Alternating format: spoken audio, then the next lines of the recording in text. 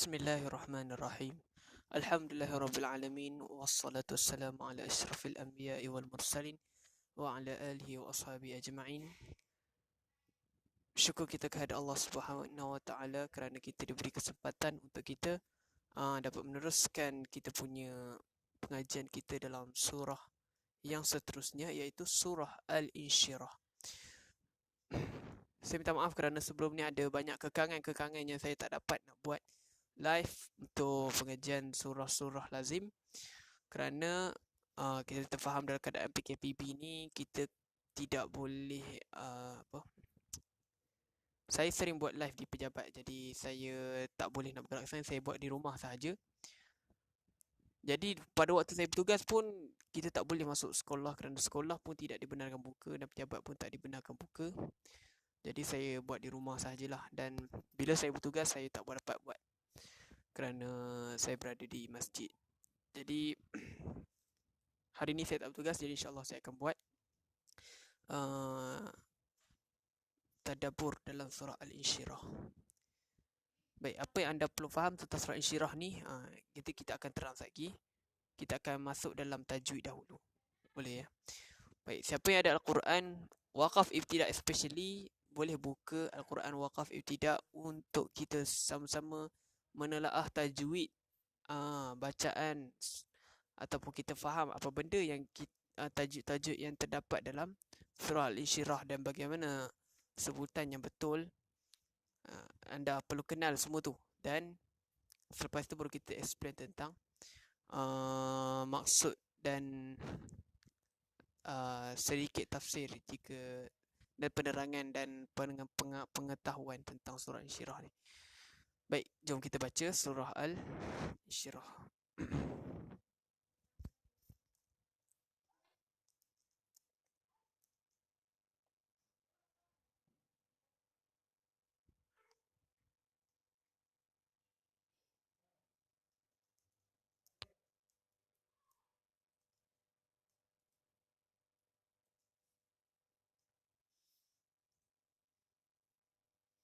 Boleh buka surah Al-Insyirah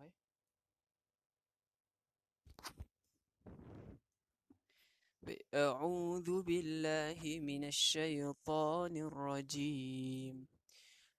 Bismillahirrahmanirrahim. Bismillahirrahmanirrahim. Alam nashrah laka sadrak wa wada'na. Sekali lagi ya. Alam nashrah laka sadrak wa wada'na 'anka wizrak alladhi anqadha zahrak wa rafa'na laka dhikrak fa inna ma'al usri yusra inna ma'al usri yusra fa idza faragta fansab wa ila rabbika farghab. Baik, kita terang tentang sedikit tajwid bahagian surah Al-Insyirah ni. Kita masuk ayat pertama. Alam, okey, kita nampak di sini ada satu mim yang mati. Saya dah terang sebelum ni, jika mim mati merupakan izhar atau nun mati merupakan izhar. Nashrah tiada hukum tajwid. Laka sadrak. Okey, saya dah cakap sebut, jika tanda mati berwarna hijau, automatik qalqalah. Ya, tanda mati yang bukannya warna hijau itu bukan qalqalah. Yang macam ni saja qalqalah kita warnakan warna hijau. Qalqalah apa? Sughra, kerana dia berada di tengah. Wa wada'na, macam ni. Ini bukan qalqalah kerana dia tak ada warna hijau. Wa wada'na 'anka wizrak. Di sini ada nun mati yang berwarna hijau, maka ini merupakan nun ikhfa. Ya, nun ikhfa. Jika nun itu berwarna merah atau nun itu berwarna tanwin berwarna merah, maka itu merupakan idgham. Atau tanwin tu berwarna hijau, itu merupakan ikhfa. Tanwin atau nun mati ia merupakan sama sahaja ya. Wizrak di sini tiada hukum, tetapi ni ada hukum. Kerana kaf ni asalnya hidup, kita matikan, jadi dia terjadi di sini lantunan huruf. Itulah dinamakan qalqalah. Tetapi qalqalah ini tak semacam ini. qalqalah ini dia lebih tebal, dia punya lantunan dia lebih kuat berbanding ini. Ni sadrak, ni wizrak. Jadi ini merupakan qalqalah kubra, ini merupakan qalqalah sughra. Allazi anqadha zahrak. Allazi, okey, saya dah sebut jika tanda panjang atau tanda cacing ia merupakan sama ada mad wajib atau mad jaiz. Baik, kita tengok dekat sini.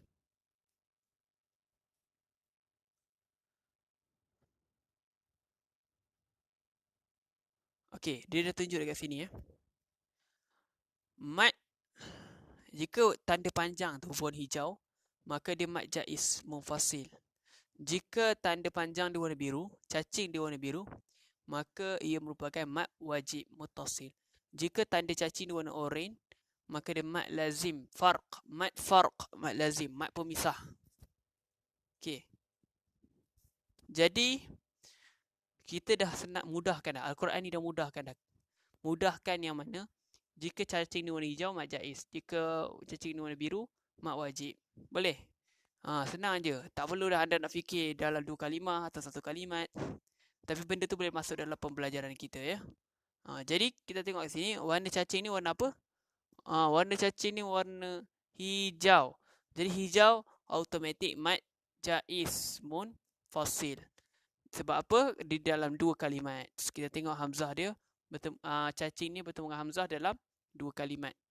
Mad jaiz munfasil. Kemudian lepas tu ada anqadha. Di situ ada nun mati berwarna hijau. Nun mati berwarna hijau bermaksud nun yang ikhfa. Berhukum dia ikhfa. Jika nun tu warna merah, idgham. Jika tanwin berwarna hijau, ikhfa. Tanwin warna merah, idgham. Tanwin dan nun mati sama ya. Okey. Zahrak. Okey, di sini ada satu huruf yang dilantunkan, iaitu kaf. Seperti ini juga, ini merupakan qalqalah. Ini juga merupakan qalqalah. Kerana apa qalqalah? Kerana ia merupakan bunyi lantunan. Bunyi huruf yang berdetak. Jika ada bunyi sebegitu, ia merupakan qalqalah. Qalqalah apa? Qalqalah. Kalau dia berada di hujung, dia asalnya hidup dan sebabkan waqaf dia mati, ia merupakan qalqalah kubra. Tetapi jika dia berada di tengah, maka ia merupakan qalqalah sughra ya. Baik. Selanjutnya ayat keempat. Wa rafa'na laka dhikrak. Okey, wa rafa' di sini tiada hukum. Laka dhikrak. Okey, di sini juga ada hukum seperti ini, kaf hidupnya tapi diwakafkan maka dia mati dan akan terjadinya huruf yang berdetak yang kuat, iaitu qalqalah kubra. Zikrak. Okey, ini qalqalah kubra. Fa inna, jadi saya dah sebut, jika tanda syaddah ni berwarna merah,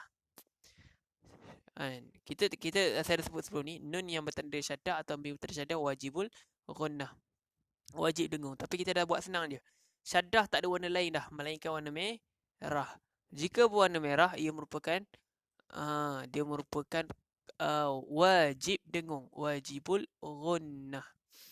Jadi fa inna di sini merupakan wajib dengung. Na ma'al usri yusra. Di sini tiada hukum. Ini ada hukum ya.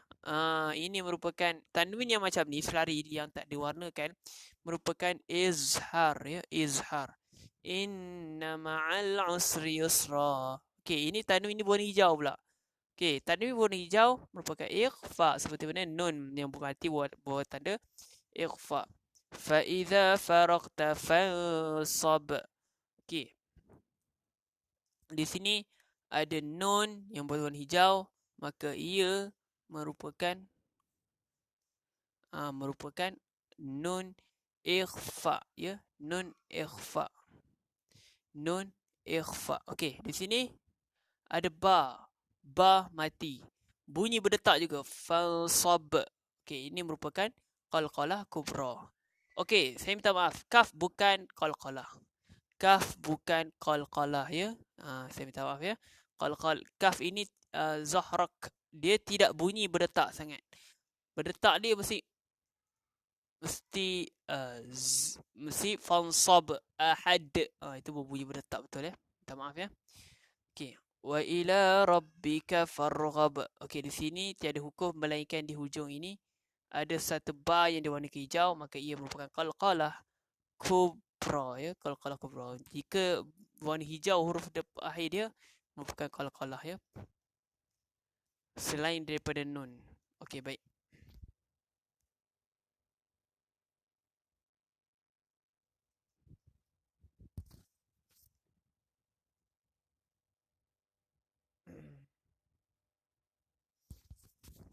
Baik, itu adalah bacaan tadarus kita dalam membaca surah Al-Insyirah. Jadi saya harap anda faham tentang tajwid dia, kerana sangat-sangat penting. Jika anda salah bacaan dia, maka tak sampailah makna tersebut. Sangat penting makna sangat penting makna yang kita nak sampaikan dekat Allah Subhanahu Wa Taala tentang surah yang kita baca.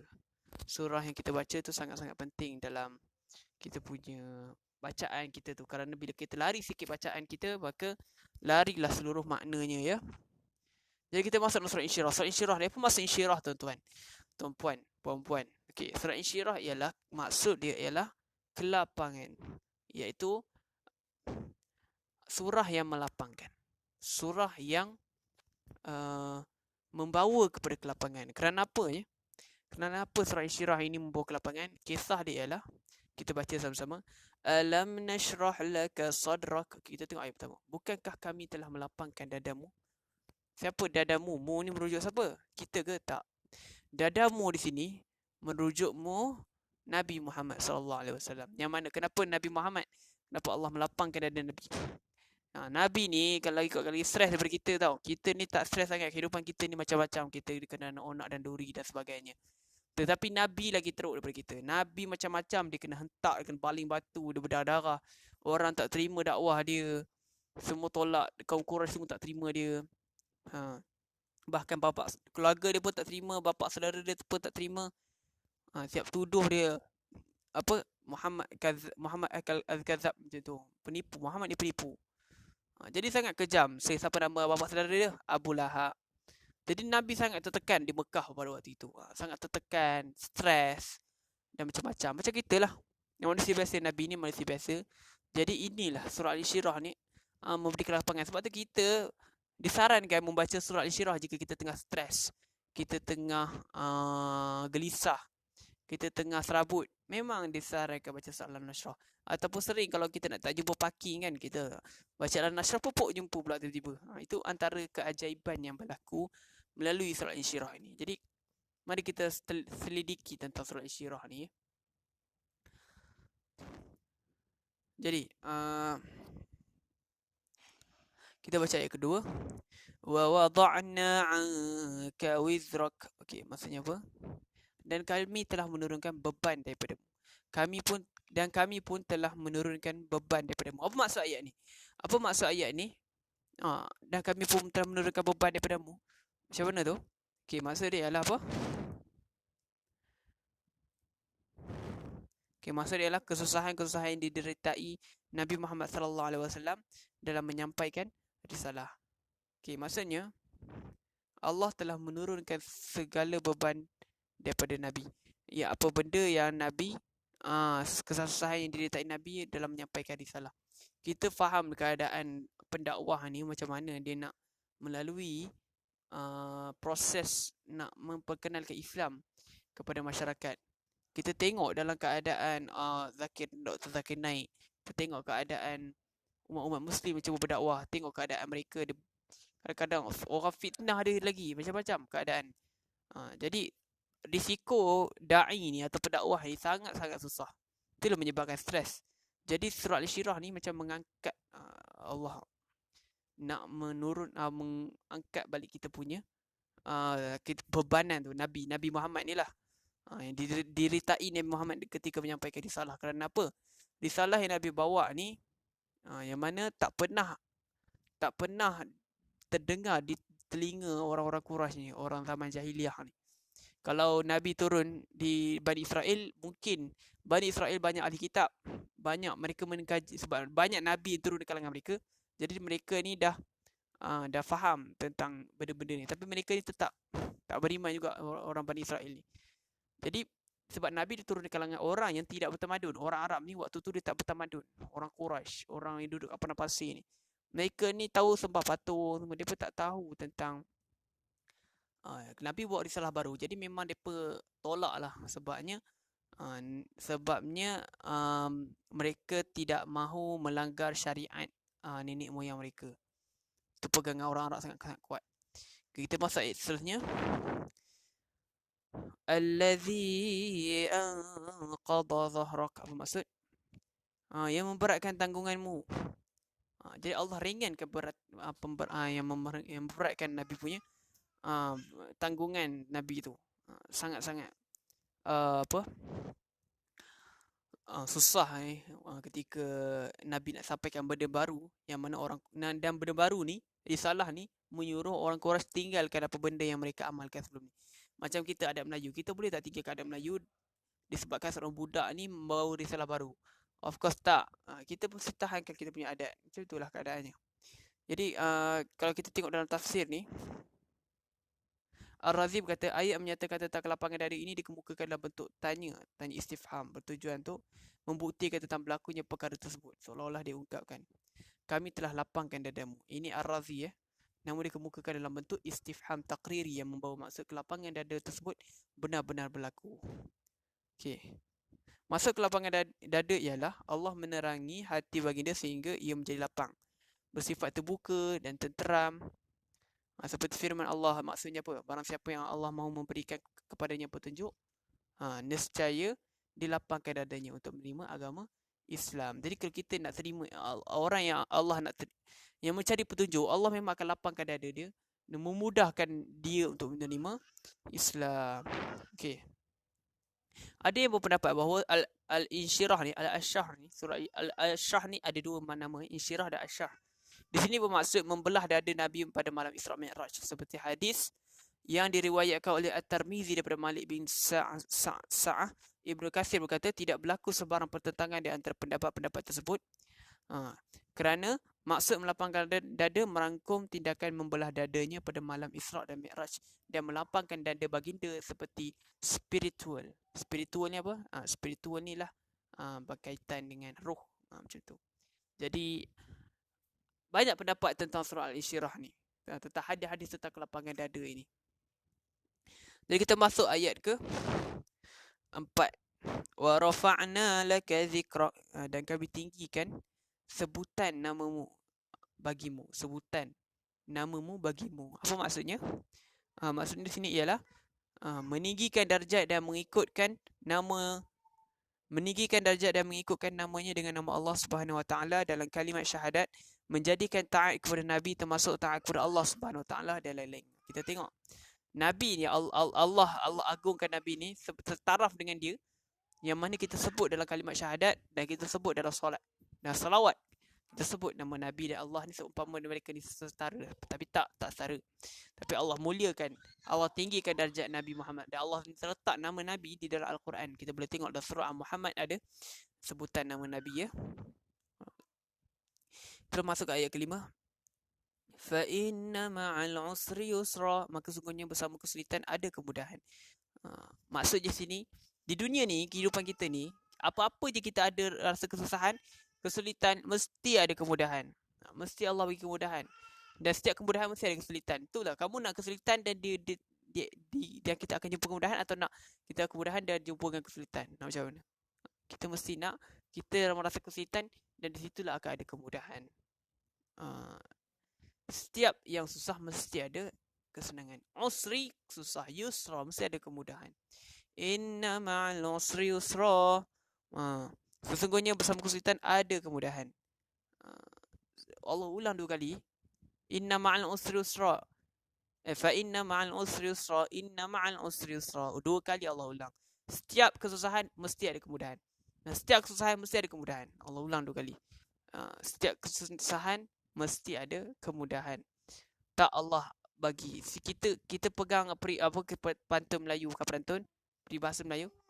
Bersusah-susah dahulu, bersenang-senang kemudian. Memang pun Allah sebut dah. Setiap bila kamu susah, kamu akan dapat senang. Sebab kamu punya susah tu, usaha kamu tu akan hasilnya senang lah. Itulah maksudnya. Kita tak akan dapat hasil yang senang kalau kita bersusah-susah dulu. Kalau kita bersenang-senang dahulu, memang akan susah kemudian. Itulah konsep kehidupan. Takkan ada orang senang ke dahulu dah senang kemudian, tak ada. Macam mana nak senang kemudian kalau sekarang masih selesa, masih lepak, masih baring, main handset. Macam mana nak dapat result yang senang? Takkan boleh. Mesti ada usaha, mesti bersusah dahulu ya. Okey. Kita masuk ayat ke-7. Fa idza faragta fansab. Maksudnya apa? Maka apabila engkau telah selesai daripada sesuatu urusan, tetaplah bekerja keras untuk urusan yang lain. Maksud apa di sini? Sebahagian mufassir menafsirkan, apabila kamu Nabi Muhammad sallallahu alaihi wasallam selesai berdakwah, maka beribadahlah kepada Allah Subhanahu wa taala. Apabila telah selesai mengerjakan urusan dunia, maka kerjakanlah urusan akhirat. Dan ada lagi yang mengatakan, apabila telah selesai mengerjakan solat, maka berdoalah. Ini para mufassir yang mengatakan ya. Bila kita telah selesai pada satu urusan, tetaplah bekerja keras pada urusan lain. Mesti sentiasa tidak rasa selesa dalam kehidupan. Jangan rasa bila kita telah selesai satu bab dan kita rasa selesa, rasa senang. Memang boleh rasa senang, tapi kita kena rasa kerja keras lagi supaya kualiti kita sentiasa menaik. Itu maksudnya dalam kita punya kelapangan ni. Maksud kelapangan ni, bila kita nampak hasil usaha kita, kita akan selapang. Itulah maksudnya kelapangan. Jadi kita sentiasa upgrade. Daripada ayat ini kita dah nampak Allah menyuruh selepas kau selesaikan satu kerja, kau kena kerja keras untuk usaha yang lain. Fa idza faraqta fansab. Maka apabila engkau telah selesai, tetaplah bekerja keras untuk urusan lain. Kerja keras ke? Kita sentiasa kerja keras, tak boleh rasa selesa. Saya dah terang benda ni banyak kali. Dan ayat ke-8, wa ila rabbika farghab. Dan hanya kepada Tuhanmu lah engkau berharap. Jadi kita ni kena sentiasa bersusah supaya kita sentiasa ingat Tuhan. Kita kena sentiasa rasa tak selesa supaya kita sentiasa ingat Tuhan. Kita kena rasa tidak selesa langsung supaya kita dekat dengan Tuhan. Kerana bila kita rasa selesa, kita tak akan ingat Tuhan. Tu je. Sebab Allah nak kita berdoa. Cara kita nak Allah nak kita nak berdoa kepada Allah, suka orang yang berdoa. Tapi kita tak akan berdoa kalau kita rasa selesa. Kita kena rasa kerja keras, dan kita bila kerja keras mesti ada fail. Dan kita perlu mengatasi fail tersebut. Dan kita bila kita nak mengatasi sesuatu benda, kita perlu berdoa. Jadi itulah yang Allah suka. Sebab tu kita kena kerja keras, dan Allah akan kabulkan setiap doa kita kerana kita sentiasa kerja keras dan sentiasa mengharapkan kepadanya. Sebab tu Allah kata dalam surah ayat ke-8 ni, dan hanya kepada Tuhanmu lah engkau berharap. Tempat aku lah engkau berharap. Jangan harap kepada lain. Jangan rasa selesa, sebab takkan upgrade diri kau kalau tidak rasa payah dalam hidup ni. Jadi hadis tentang kelapangan dada ni banyak. Ada yang diriwayatkan oleh Abdullah bin Imam Ahmad daripada Ubay bin Ka'ab bahawa Abu Hurairah memberanikan diri bertanya ke Rasulullah tentang beberapa perkara, dan dia tidak bertanya perkara itu kepada orang lain. Abu Hurairah bertanya apa? Berkata apa? Wahai Rasulullah, apakah benda yang paling awal engkau lihat berkaitan dengan kenabian? Rasulullah duduk dan berkata, sesungguhnya kamu telah meminta, wahai Abu Hurairah, sesuatu yang besar. Ketika aku berada di padang pasir, waktu itu aku baru berusia 10 tahun, beberapa bulan. Tiba-tiba aku terdengar suara dari atas kepalaku, dan aku melihat seorang lelaki berkata